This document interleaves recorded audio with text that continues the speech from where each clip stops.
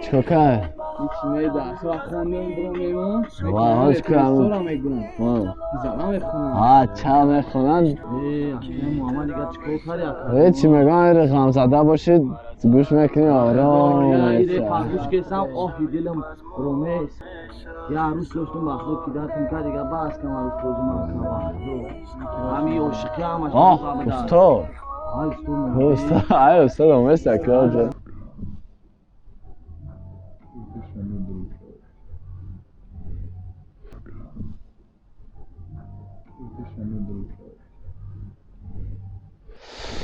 استاد اومست اکرار بینیمش نه کلاس میگم کچان چیه کچان تو اگه خونه میتونم ماشین قدیمی بچه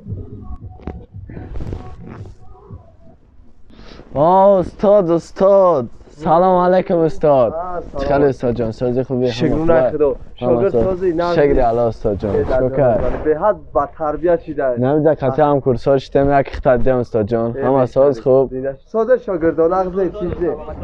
رحمت شما نغزه سازی بیا استاد جان جایی بیا ایست ترک بیا که استاد نه نش استاد جان چخله که استاد جان خداد معلم موسیقی که اگان تاخیره بگو استاد کیف کنیم کیف شاگردان اوستو اولیا بابا فیل تورانا پرتافته کو کیف کنیم نشری کم بزنیم واه که اگان تاخیره بگو استاد جان کیف کنیم کیف کنیم چی؟ اینجا ما با شما را ریپریستم شما نمیدونه که ما کیستم ما یک معلم یک استاد شما را دست دادم می ایستم ای برداشتای پرتفلا درد میکنه مرا هر دی کیستم شوی دراز میخونم و می نویسم که فردا شما را درس داده بی ایستم انا که صغیرای قدی کوچه شما فهمیدین که ما کیستم